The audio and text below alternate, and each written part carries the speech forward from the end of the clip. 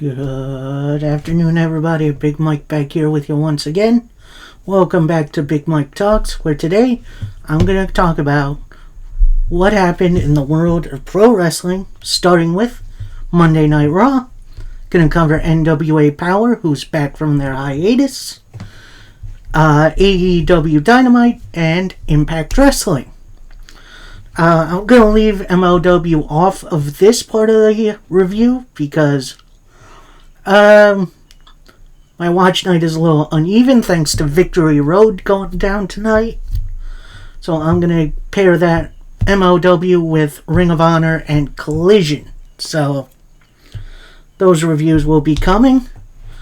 As will the review for Victory Road, although it may be a little later than I expected. So we'll see about that. So, gonna get started with Monday Night Raw, and it's a Jey Uso promo. And I'm gonna say, I don't like his new music. Like, it's pretty much his old tag team Uso music with "It's Just Me-ish," which, no, it doesn't work. Give him some new music. I like Jimmy's music. His song works. Jey, not so much. So, anyway, he gives some love to the crowd, saying, yeah, I've only been gone for like 2 to 3 weeks, but it's felt like longer. And on SmackDown, I've hit my breaking point, fighting with my family every week. Then I get a call from Cody Rhodes, and that's why I'm here on my own, ready to go. And I know there's more than a couple guys in the back who got beef with me. Well, they know where to find me. This brings out Sami Zayn. Comes out, says, yeah, it's crazy to have you here. It's very unexpected. And yeah, you're right. There's a lot of people out there who want to beef with you, including my tag team partner, who's not here tonight. And while we've never seen eye to eye on this, this is about you and me. And I was the first person to see what you've become now. When you split from the bloodline, I was happy for you. And you're stood here on your own, and I'm proud. Sammy goes for a handshake. Jey just kind of stands there for a minute. Sammy's like, yeah, okay, we're not there yet. We'll work on it. And Jey picks up the mic, says, well, now that wasn't very oozy of me, which, that got me. That got me good. That's a nice little callback. And they come in, Jey and Sammy going for like the best friend high five, and Jey brings him in for a hug, which, that's nice. That's very nice. Then Sammy and Jey are walking up the ramp. Drew McIntyre comes out. They kind of pass each other. Drew is mean mugging him, as is Matt Riddle, who comes out next, which, yeah, that's going to be interesting. Then we go backstage to Adam Pearce talking with Seth Rollins, who apparently is not supposed to be in the building. The doctors did not clear him because he's, Adam feels like he should heal from his injuries. Then Seth is trying to play it off like, look, I'm fine. I'm okay. I'm a fighting champion. This is where I should be. And Pearce is like, oh, okay, well. No, then Ricochet is like, yeah, you hear this? This is a champion I can get behind. Someone who's not afraid of the fight. But Seth, you don't have to carry this show on your own anymore. There's so many people here to help you. Seth is like, yeah, I'm good. And he walks off. So, we'll see where this Ricochet story goes. Hopefully somewhere. But we go right into our first match of the evening, as it's Drew McIntyre and Matt Riddle versus the Viking Raiders. And honestly, not a bad little match. I do wish it went a little bit longer and finished clean. But with the story being told, I'm kind of okay with it. Oh, also, it's tornado tag, which means no tags. All four are in the ring at the same time. There was a couple of table spots. Then out comes Kofi Kingston. He's about to hit Trouble in Paradise on, not Victor, on, Ivar, who ducks, hits McIntyre right in the mush, and that leads to a Ragnarok for the victory for the Viking Raiders. And, yeah, it's an interesting match, and I will admit I'm a little bummed by the finish, but it does make sense for a little comeuppance for Drew with what he did with the chair last week. So, yeah, we'll see if New Day get to feud with Drew and Riddle. Then we get a couple of hype videos throughout the night about the Intercontinental Championship match and going through the history of the title, including the no longer longest reigning Intercontinental Champion, the Honky Tonk Man. Oh, we'll get to that main event in a little bit. So, nice little look back to history. And then we get a nice little Seth Rollins promo in which he pretty much says, look, Nakamura did what he said he would do. He targeted my back, but he didn't know if I was going to continue to fight. Last I checked, I'm still champion. But Nakamura, he did beat me. I beat him, but he was able to walk out on his own 2 feet. And tonight I want to right some wrongs. So Nakamura, get out here. Nakamura comes out, says some stuff in Japanese I don't really understand. I do apologize. Then Seth pretty much says, look, I don't really understand your native tongue, but it sounds like you're looking for a fight. So how about tonight we have the rematch? And Nakamura's just like, no. And Seth and the crowd are a little confused. So Seth gets back on the mic and says, did I hear you right? Did you say no? No. So you're saying no to a World Heavyweight title match? Yes. And so Nakamura looks to turn around. And Seth speeds up the ramp, starts to beat down Nakamura a little bit. But then Nakamura fights back, again targeting the back. This brings out a couple of officials and Ricochet, which we'll get into that in a minute.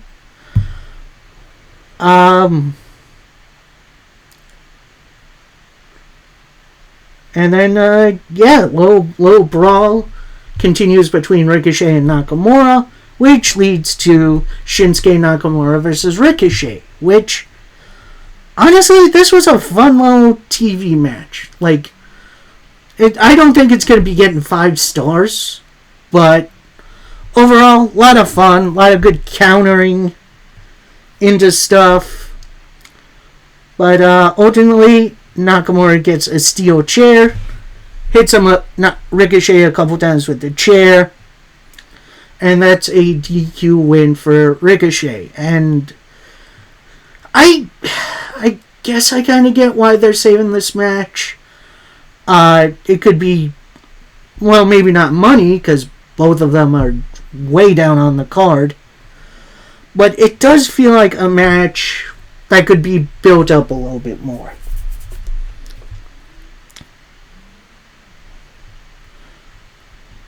So, and then post-match, Nakamura is still attacking Ricochet. He puts the steel chair on Ricochet's neck, the hardcore necktie. But before Nakamura can make an attack, Seth Rollins makes the save. And that's the end of that segment.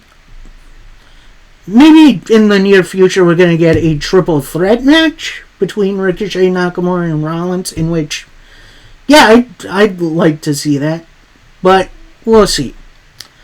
Next, we got a little backstage action from Rhea and Damian Priest, who throughout that last segment was watching on the screen, and I guess with Priest having Money in the Bank, it looked like, maybe he'll cash in. But then Rhea says, not tonight. Which, good little strategy for Judgment Day, because we're going to get something kind of interesting a little later. Next up, we got a Zoe Stark interview, in which she says, while I have massive respect for Trish Stratus, you never pushed me, I retaliated, and this partnership is now over. Shayna Baszler interrupts. She says, hey, I'm glad you got rid of that dead weight like I did to Ronda. I hope this isn't Shayna Baszler's character going forward. Like I get it. It's a big deal that she got rid of Ronda in her last WWE match for now. Don't let her sit on this, because this is what's wrong with Austin Theory. He keeps going back to, I beat John Cena at WrestleMania. Don't do that. Let's come up with an interesting character. Anyway, Baszler has some unfinished business with Stark, considering the last time they faced each other, Trish got involved, and she wants to see who the baddest woman in the ring is. And Zoe accepts, so we'll be seeing that matchup a little bit later. We then get a Judgment Day in-ring promo. They go over what they did at Judgment Day, at Payback, in which Rhea retained her title and Priest and Balor won the tag team titles. With the help, Finn Balor thanks JD McDonough for having their back. And look at us now. Then Rhea pipes up, I gave you guys an ultimatum, and you guys came through. And Finn Balor is now a Grand Slam champion, which, that's insane to think about. Yes, he was the first Universal champion, although he had to vacate that title due to injuries. Thank God he's back up. Did he win the U.S. title? I believe he did. Or did he win the Intercontinental title? I don't remember. And now, he's tag team champion. But one thing that truly annoys me, the focus isn't on Judgment Day, it's on Jey Uso. The bloodline has fallen, and Judgment Day will rise. This brings out JD McDonough, and then Priest is like, well, homeboy, I've been starting to like you a lot. You better have something good to say. And JD is like, alright, yeah, I got something good to say. Rhea, you said big changes have to be starting in Judgment Day. Well, I took the bullet for you guys. And now here comes the big changes. Because, Damian, this briefcase has to go. This has been driving a wedge between you guys for a while now. This case has to go. And he has a little sack that he brought out with him. Opens it up. Takes out a purple Money in the Bank briefcase. Which says, Senor Money in the Bank. Which, I'm going to say this. I love custom Money in the Bank briefcases. RVD had a really nice one. Mr. Kennedy, although a little lazy, did have a pretty cool one. Damien Sandow, the all-leather one, was super nice. And I'm glad Damian Priest is getting this kind of attention. I think he more than deserves it. And yeah, this one looks really nice. Then out comes Sami Zayn. He says, "Gentlemen, gentlemen, gentlemen," and Dom, which got a little pop out of me. Look, my partner Owens isn't here, but it took all five of you to beat us. I would like to let it slide, but all I see is 5 turds who I owe a beating to, especially you, Dom. So why don't we do it right here tonight? Or do you not have the cojones? Which, that's a nice little word. JD then pipes up. He says, "Dom isn't fighting tonight. How about you fight me instead?" Sami Zayn then goes, "Nobody deserves a bigger beating than you. Tonight, let's do it." So, yeah, we get JD McDonagh versus Sami Zayn later on in the evening. Then we get a Gunther promo. Pretty much says, "Chad Gable, you think you can stand in the way of my history as going down as the greatest Intercontinental Champion of all time. I will crush your dreams and move on." So, nice little promo by Gunther. We then get Raquel Rodriguez backstage. She's talking a little with Adam Pearce, who's talking about making some sort of match. Raquel seems to leave. In comes Chelsea Green, who says, "Yeah, I'm not waiting in line. Obviously, my partner isn't here." Which, the tag team titles are cursed, man. And speaking of that, Chelsea Green says, "Yeah, the titles aren't cursed. I'm going to uncurse them." It's then revealed that Adam Pearce made a match between Raquel Rodriguez and Chelsea Green. And then Chelsea pretty much says, "Look, what did she do to earn this shot? What did she do at Payback? She lost. So why does she get to skip the front of the line?" Camera pans out. Raquel Rodriguez is standing there. And she says, "Yeah, I'll see you later on, champ." And kind of punches her in the arm. We then get Shayna Baszler versus Zoe Stark in what was a interesting match. Like I know what they were going for with this match, but it did not play so well. I don't know if it's because it was later on in the show, or if it was just... the crowd didn't have any energy. It felt like these two were just kind of going through the motions. But, end of the day, your winner, Zoe Stark with the Z360. Actually, no. It's Shayna Baszler with the Karafuda, which... going to be interesting to see where this rivalry goes. And actually, post-match, they do a little bro fist. So, who knows? Maybe we'll see them as a tag team or something else. We'll see. Then we got a Judgment Day promo backstage. They're talking about adding JD McDonagh to their stable.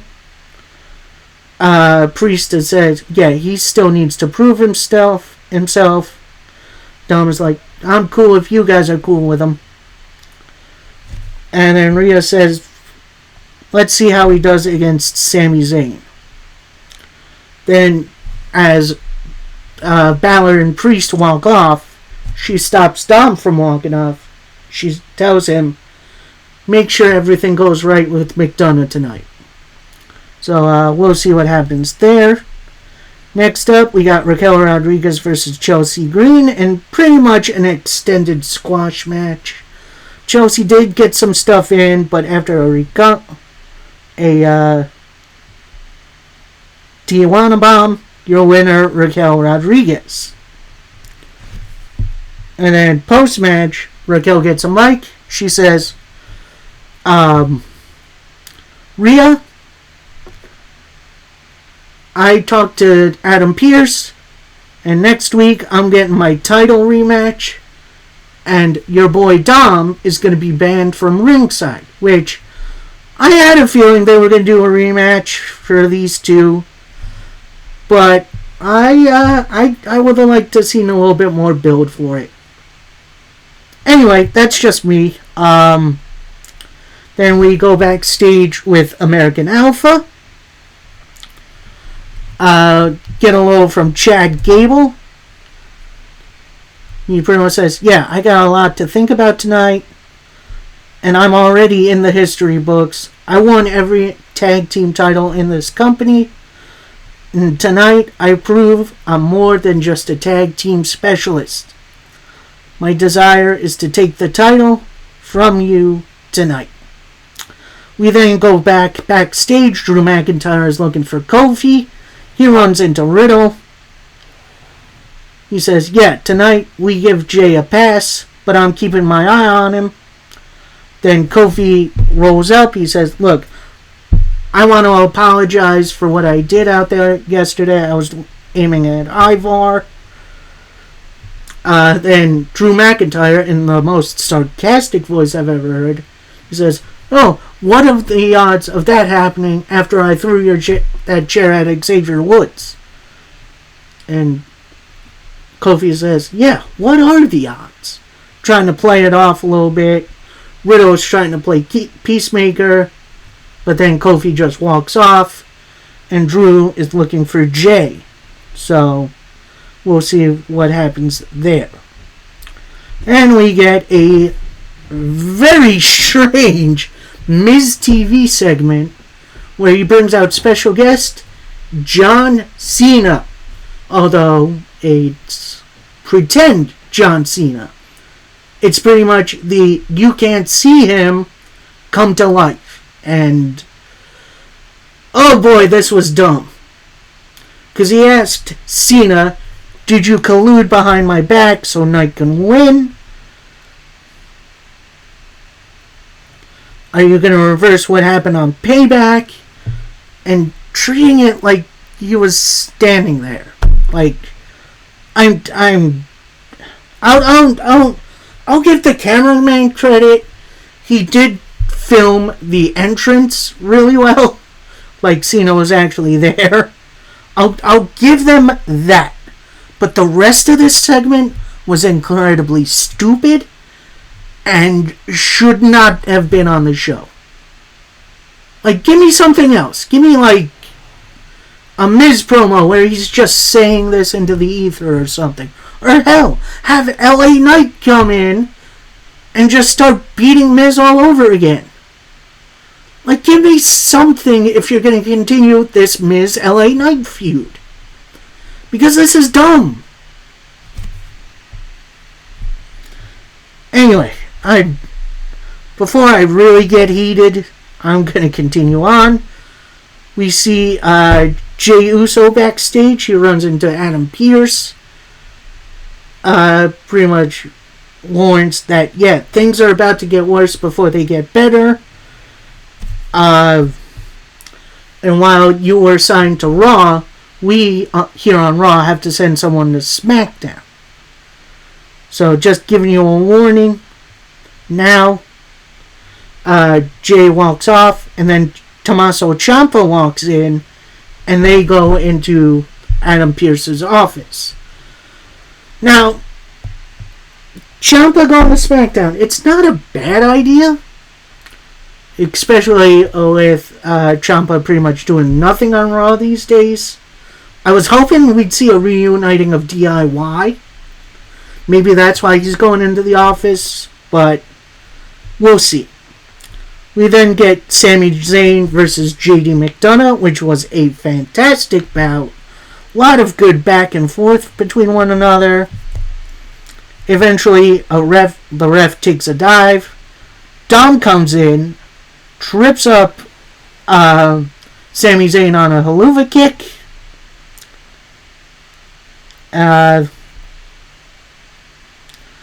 Zayn then goes after Dom for a bit, goes back in the ring, big old roll up for the JD McDonough win. Sami Zayn then goes back after Dom, tries to hit a Helluva Kick. JD pulls Dom out of the ring. Dom then hightails it up the ramp while McDonough goes back after Sami Zayn and eats a Helluva Kick. I'm going to say this. Why end up having JD eat a Helluva Kick if Dom's going to save him? Like, that stuff doesn't make sense to me. But, whatever. It's fine. Then we have Judgment Day backstage. They're all celebrating what just happened. Then Dom walks kind of stage right, finds Jay. And Dom pretty much says, look, I know what you're going through with your family. I have my own deadbeat family to worry about.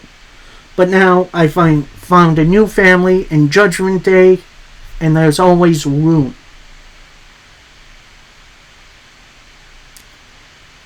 Alright, that's an interesting little wrinkle. Jey Uso in Judgment Day? Question mark? I guess we'll see. And fine Alamo for Monday Night Raw. It's the Intercontinental Championship as Gunther takes on Chad Gable. And this was a masterclass. Like, they went all out on each other. None of their seconds were at ringside, so this was a straight up match. At one point we had a powerbomb countered into an ankle lock, which that was very impressive.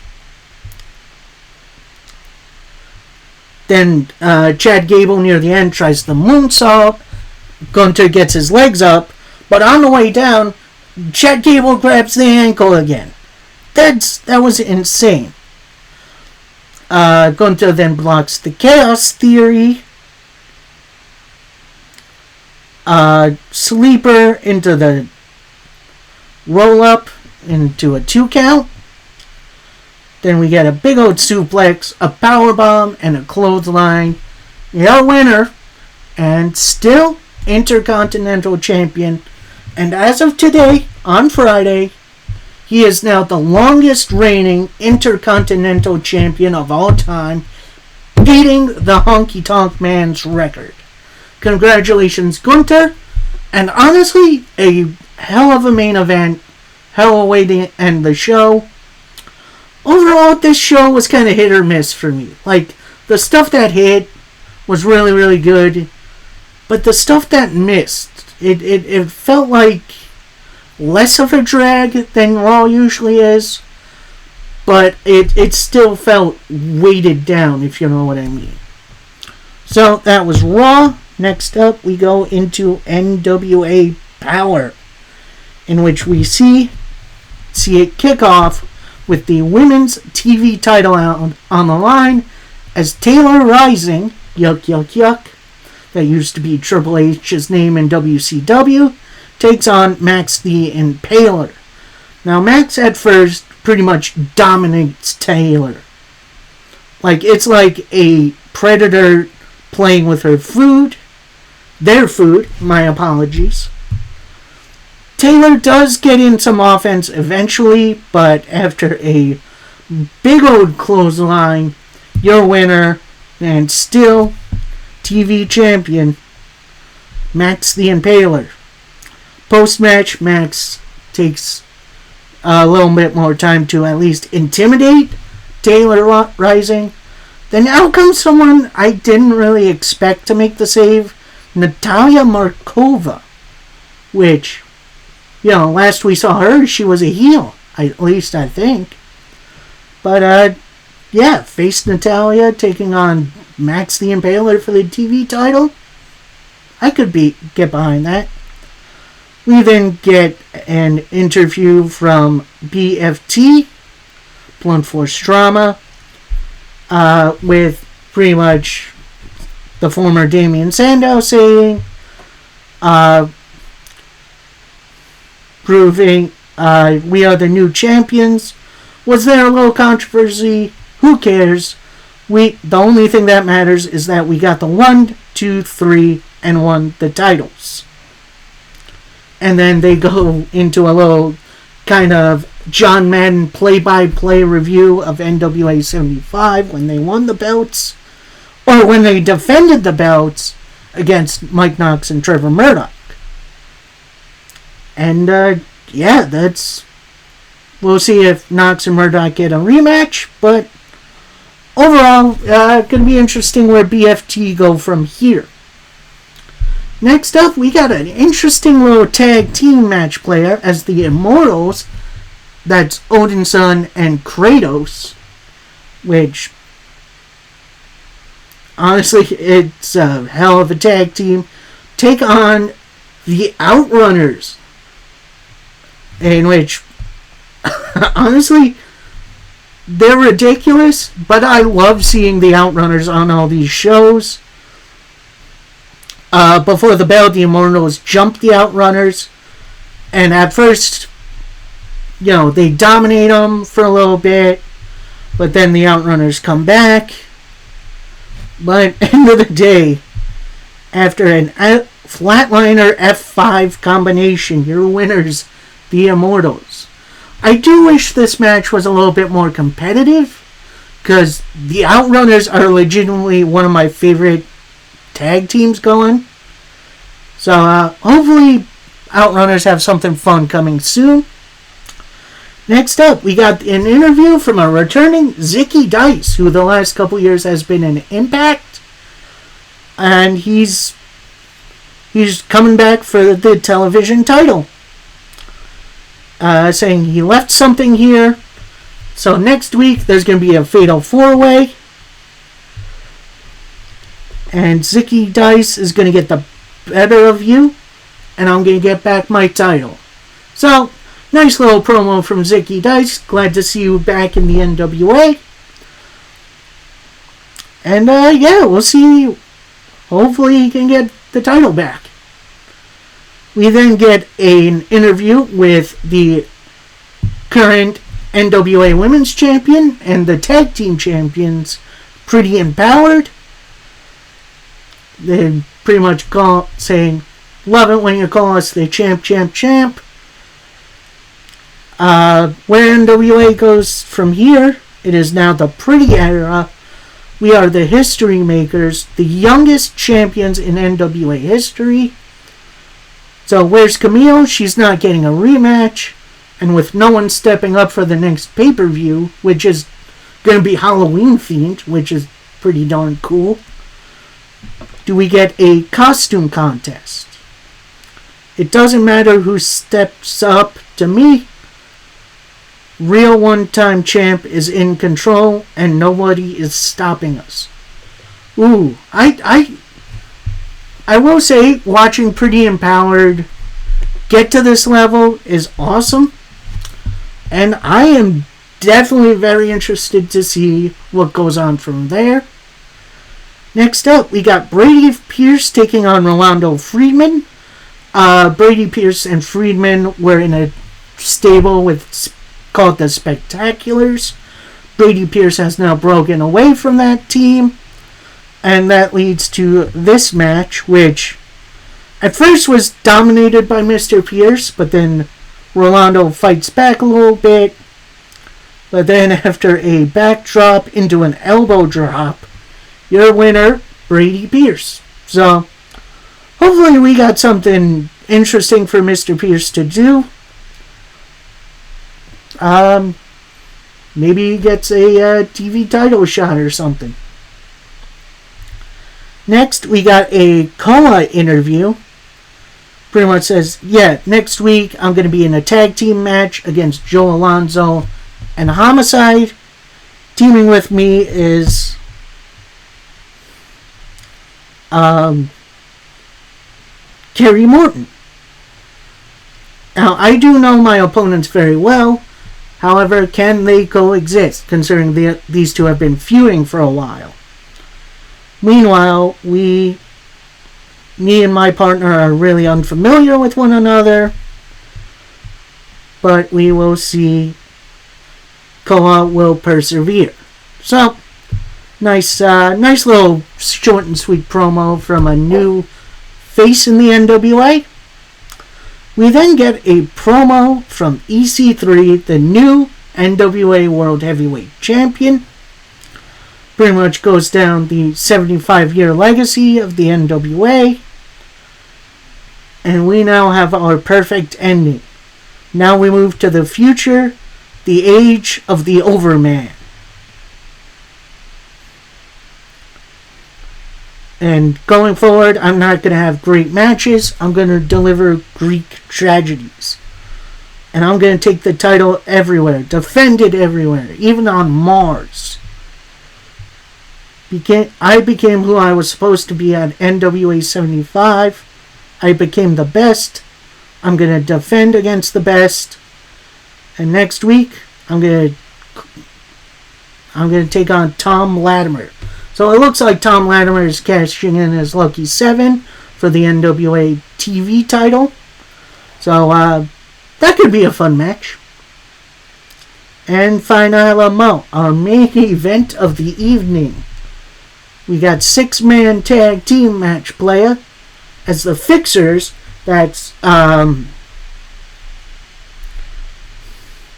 Ball Gursky, the Masked Fixer, and Matty Ice. So no regular tag team partner for Wrecking Ball. Taking on the Southern Six. That's Kerry Morton, Alex Taylor, and through Billy Silas Mason, the national champion. And, from the start, we get Kerry Morton and the Fixer in, trading some high-flying stuff. Then in comes the big man. In comes Wrecking Ball. Now Taylor then comes in. He tries a move. Gets bounced off Wrecking Ball. Then in comes Silas. And boy oh boy, they had themselves a hoss fight. Like, I'd love to see those two go one-on-one. They do really, really well together. Lots of good tagging in and out from both sides. But end of the day, Silas hits a big old boot on the Fixer. Brings in Kerry Morton to hit a kiss it goodbye.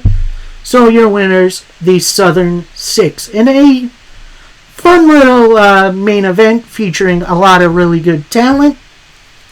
And yeah, we'll see where NWA goes from here.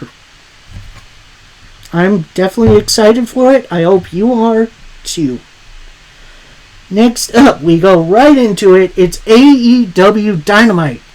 And we start with a very rare Orange Cassidy promo. He thanks the crowd for being here. And I was told to stay home. And he said, no, I'm not going to be doing that. Title or no title, I'll be here every week. Because I'm Orange Cassidy. And I do not have a catchphrase. Which popped me a little bit. I hope they make that a t-shirt. I'd buy the heck out of that. Next up, we got the new international champion, Jon Moxley, taking on AR Fox. And what was a decent little bout, but I don't know. I feel like with Moxley's level, he's a former multiple-time AEW World Champion. I feel like the international title might be a little bit beneath him. Don't get me wrong. Orange Cassidy did really, really good building up the international title to be a workhorse title. But I don't know if Jon Moxley was the right dude for the job. Anyway, like I said, fun little match. Moxley wins with a huge Death Rider. Post-match, you got Darby Allin checking in on AR Fox because apparently they're back to being buddies. But that leaves Nick Wayne backstage, who runs into Christian Cage. With Cage pretty much saying, look, you think Darby Allin is the right mentor for you? He doesn't even have a father, which, I don't like that. Thinking about having a champion as a mentor. Think about it. Which, that could be interesting. Next up, we got the TBS title on the line as Chris Statlander takes on Emi Sakura. And while I did enjoy this match went just over 9 minutes. Why? This is your only women's thing on this show, and you give it that amount of time? No, give it some more time, Tony. Give it at least 10 minutes so I can enjoy these two. And your winner after a Wednesday Night Fever, Chris Statlander. You know, it was a fine match for what it was. I just wish these women were given more time. We then get a Roderick Strong promo. He goes out over his history and his family and how wrestling saved his life. Wrestling gave me an identity, my everything, and Adam Cole knew that. And to prove that I'm not as hurt as you think I am, I'm going to win the tournament and I'm going to beat MJF. So, we'll see how it goes from there. We then get a very interesting tag team match player as the Sex Gods, that's Chris Jericho and Sammy Guevara, take on Aussie Open. In what was a heck of a good match. They really had some really good chemistry between them.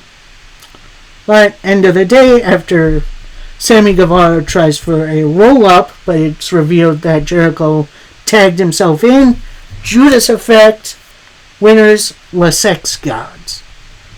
And post-match, you have Sammy kind of low down, telling Jericho, "Oh, I had this. You had no right to tag me in." He then pushes Jericho, who pushes back. Then they start kind of brawling, and then security comes out, breaks it up, and then Sammy Guevara just walks off. We then get a Don Callis Konosuke Takeshita interview, bragging about how Takeshita beat Omega twice in 7 days, which that is crazy to think about. So next week, we're going to celebrate this week, but next week, we're going to reveal our next target, which definitely going to be interesting to see where this goes. We then get an MJF promo, and he reveals, yeah, I actually used to live in Indiana, which got a big prop from the crowd. Then says, "Hey, Indianapolis, who's your daddy?" Which, I guess that was a gimmick he used back in the day.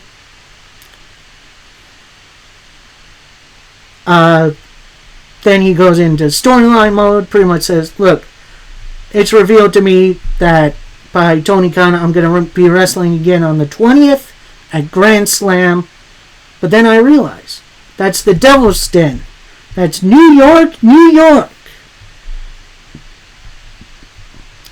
And whoever wins that tournament isn't on the level of the devil." And I love that line.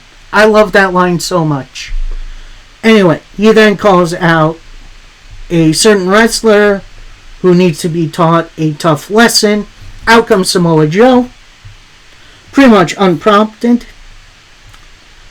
He then says, "Look, I heard all the piss and vinegar you were spewing out, and I'm going to get me a front row seat. So what's the problem, kid?" And that clearly shakes MJF. And then he says, "Kid, I'm no kid. When I heard your music, you probably thought it was the ice cream truck." Then Samoa Joe retorts, "Yeah, the only association I had with an ice cream truck was being the top guy in the other promotion, NXT. So, what's the problem, kid?" I see what... Then MJF retorts, "I see what you're doing. You're trying to be funny. You're trying to be creative. Well, look out, Pillsbury Doughboy. I'm pretty creative myself. then goes for low-hanging fruit with... I'm not even going to try to say the line he said. And then Joe retorts back.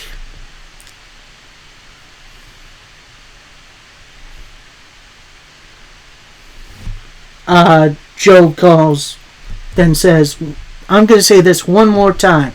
Is there a problem, kid? Then MJF gets right into Samoa Joe's face. Call me kid one more time and I'll knock your teeth out. And then MJF calms down. That's how you want me to react. But I can't jump. You can't jump the line. And I'm not going to bite back. So who's ready for story time with MJF, baby? I was 19 when I had my tryout for the WWE. And I killed it. But I was pulled to the side by William Regal. He said, you were too young to start this training. Send me emails so I can track your progress. But then he blew me off. How the story ended, I played my card right. And I'm the champ. So in NXT, I was working as an extra. And I was walking a legend down to the ring. He's good. And Joe, what did you end up doing? You shoved me and you laughed at me. And I know why you did that. Because I was a kid and you could get away with it. Well, I'm not a kid anymore, Joey. So stay out of my way or I'm gonna kill you. Which, nice use by MJF. It doesn't really roll off the tongue as well as Joe's gonna kill you. And why is that? I'm MJF and I'm better than you and you know it. And then Joe retorts, well, at that time I didn't think of you as a kid. I thought of you as a bitch. And then MJF slaps Samoa Joe right in the face. And Samoa Joe picks up his microphone. Yeah, I'm not going to stoop to your level. I'm not going to take the bait. I'm going to run through the tournament. So, if you'd be so kind, have a nice day. And points him to the ropes. MJF then looks to go out. And then just a big old low blow by Samoa Joe. Who just starts wailing on MJF. Has him all set for the Muscle Buster. But Adam Cole makes the save. Then Cole calls for the doctor. They check on Max, who says, my left arm is numb. My left arm is numb. So then while MJF was getting help to the back, Samoa Joe comes back out on the mic and says, hey, champ, you think that was bad? When we meet next, I'm going to tear you to pieces. And then as MJF is being led out of the arena, Roderick Strong and the Kingdom come out, pass by him, be like, ooh. They try to talk with Adam Cole on the ramp, but then they just go to the ring, as we now have the first match in the Grand Slam Eliminator Tournament, with Roderick Strong taking on Trent Beretta. And honestly, this was definitely a nice little match with Roddy selling his neck injury. But eventually fighting back, hitting a end of Heartache to pick up the win and move on in the tournament. We then get easily the best part of the women's division. We get Toni Storm, who's like playing this Starlight character, which is interesting. Interviewer asked what she did last week. Then she answers, what are you talking about? I've done so many performances out there. It's so hard to keep track of them. Then Renee asks about the Outcast situation. And Tony was like, oh, you're so nosy.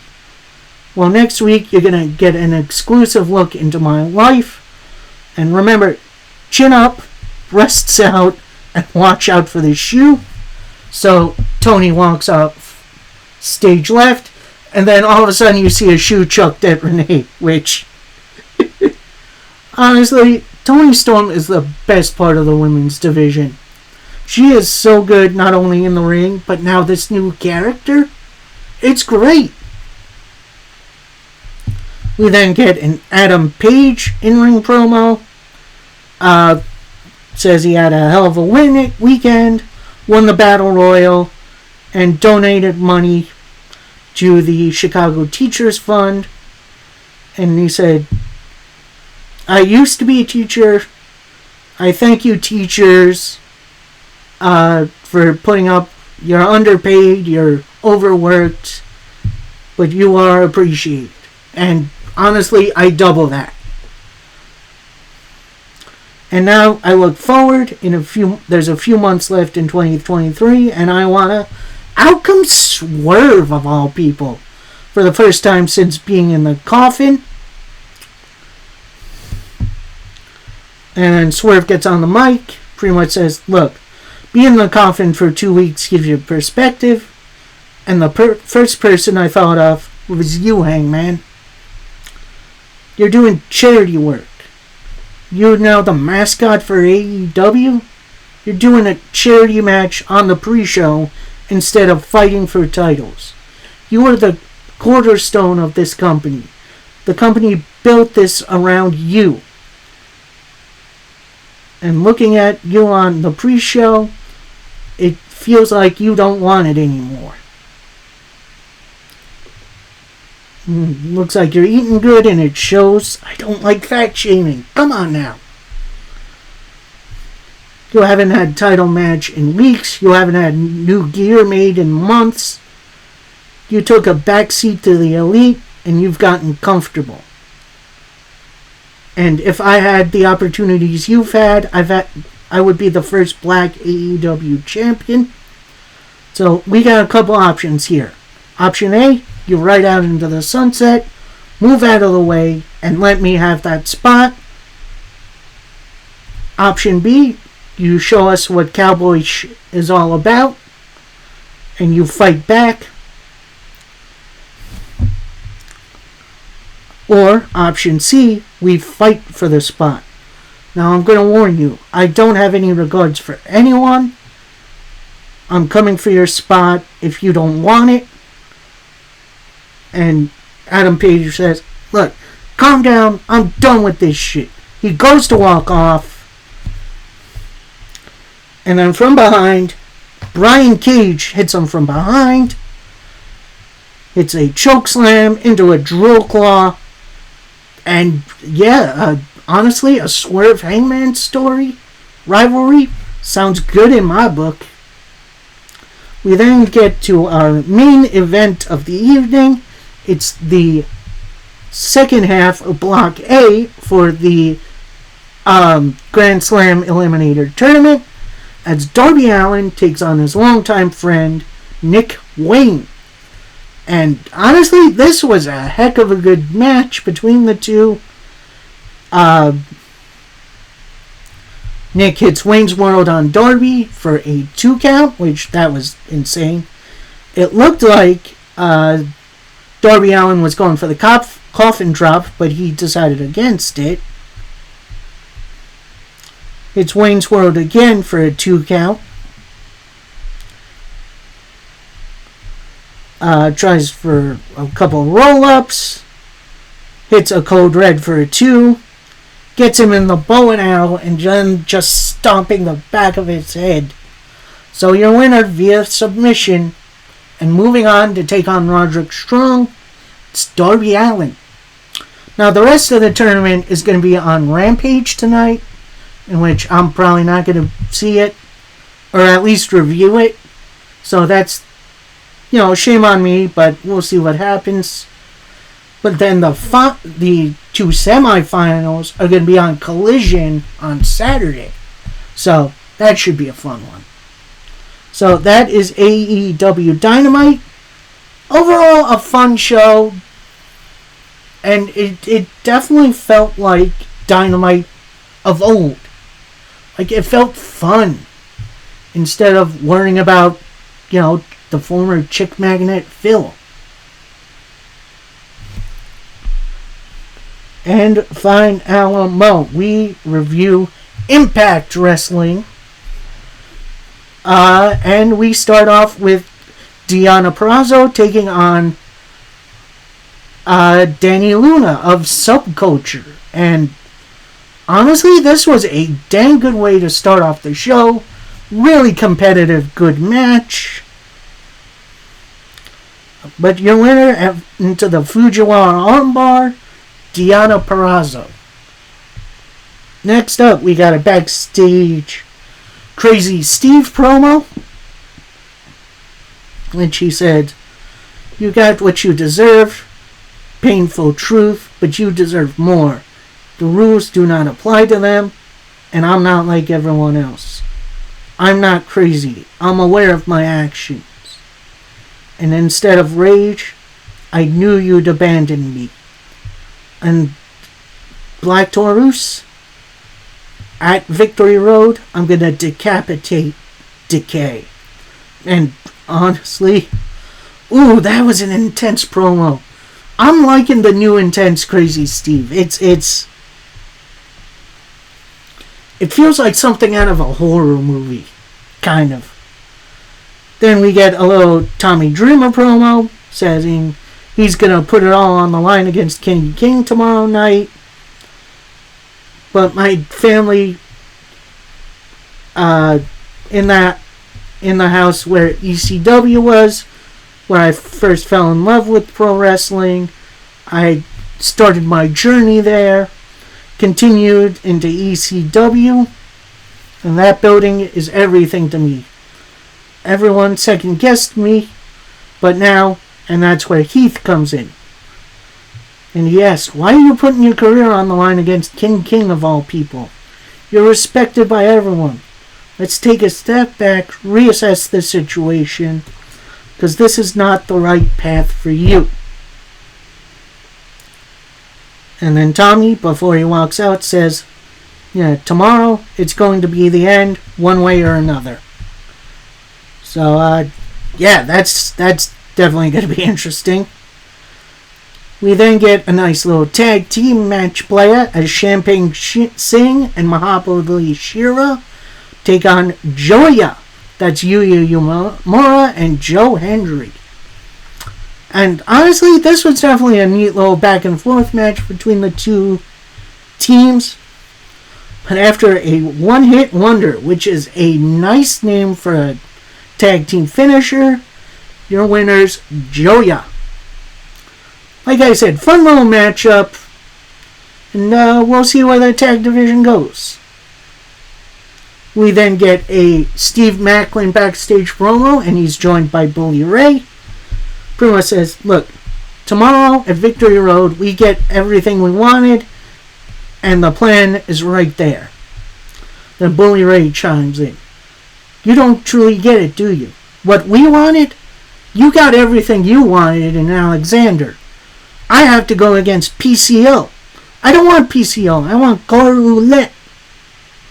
We've had zero success with stopping PCO. Now be a good soldier and don't play my games with me." And they kind of go face to face. So, we'll see what happens there. We then get a little Josh Alexander interview. He said, Macklin's back. At Emergence, I took my eye off the ball. Macklin made a statement. And at Victory Road, I'll handle my business. But later tonight, we're going to have a tag team match, playa. Well, he doesn't say exactly that, but you get the idea. Next up, we got tag team action as Subculture. That's Flash Morgan Webster and Mark Andrews take on Rich Swann and Sami Callihan.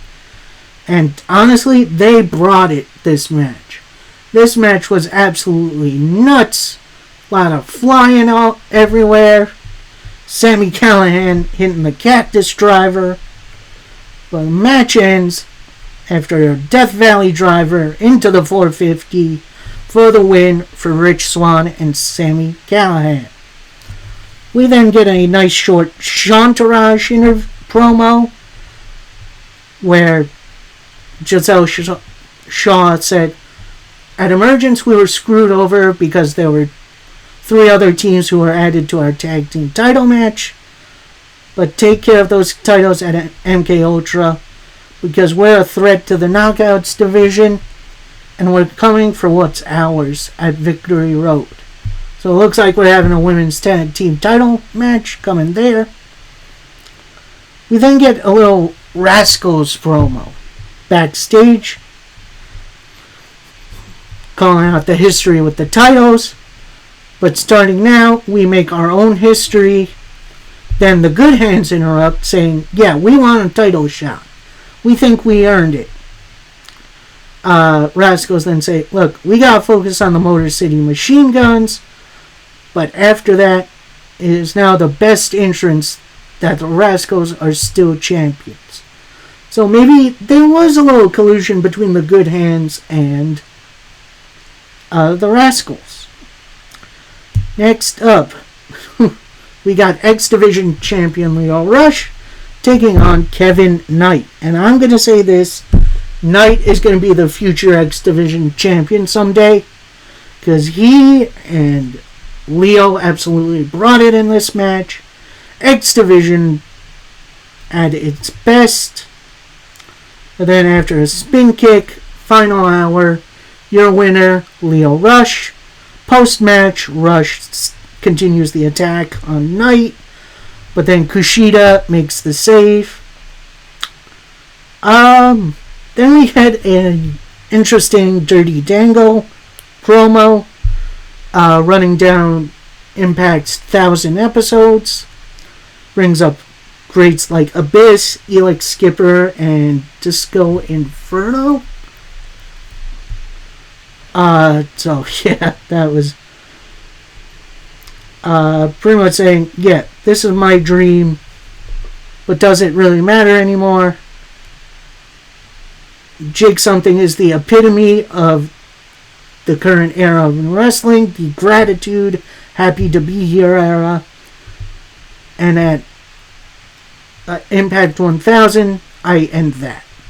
So, nice little promo from Dango. Then we get the Alicia Edwards Trinity contract signing. Alicia pretty much talking a lot of stuff about the crowd. Saying how she's been underestimated for the last time. And I'm going to shock the world at Victory Road. She then signs the contract. Trinity goes to sign the contract, but then Alicia's like, whoa. After all I just talked about you, you're not even going to respond? Then Trinity says, "Oh, were you talking to me? I couldn't understand your accent." Which she insulted the crowd by. Got a nice little bite. Then Trinity says, "Look, yeah, I was looking past you, Alicia. But you earned this shot to be here. And now we're going to see what happens at Victory Road." She signs the contract. But then Eddie Edwards tries to stand between them. Alicia throws a bottle of, I guess it was supposed to be wine. It looked like flat soda at Trinity. They start to brawl. Looks like Eddie Edwards is trying to break it up. But then ultimately grabs Trinity and hits a blue thunder bomb through the contract signing table. So, yeah, let's see what we got here. And then post that, Kazarian makes the save for Trinity. So, we'll see what happens there. Next up, we got a little Motor City Machine Guns promo saying, "Rascals, you've been embarrassed yourselves, the titles, and the company. But come Victory Road, we'll get these titles back, because these titles belong to us, and at Victory Road, we're going to take them back. So, nice little promo by the Guns to set up the tag title match. We then get our main event of the evening and the review. You have Bully Ray and Steve Maclin taking on Josh Alexander and PCO. And honestly, Alexander and Maclin have some great chemistry together. The entire time, Bully Ray was hesitant to do anything against PCO. Eventually, they did go at it for a little bit. Then after Maclin and PCO distracts PCO for a little bit, Bully hits a low blow, and then Maclin with the roll-up for the victory for him and Bully Ray. And yeah, that's where the reviews end. Very interesting week of wrestling, with honestly the highlight kind of being Impact for me. Like, I feel like that was a lot of fun. Now, coming up on the schedule, obviously Victory Road is tonight, but I might be going out, so I might miss it on its initial broadcast. I will try my best to watch it on replay as soon as possible. So the review still could come out Saturday, but maybe I'll save that until Monday. Then I'll have a review for Fusion, Ring of Honor, and Collision, which should be nice and easy to cover. That'll be I think I'm going to put it off on Sunday because I want to watch football. So I'm probably going to either do that Monday or Tuesday during the next week. And then after that, we don't have a pay-per-view until like October. So, yeah, we're going to be free for a little bit. So I may do something different coming up for the channel. Keep your eye open for that. And until next time, happy wrestling, everybody.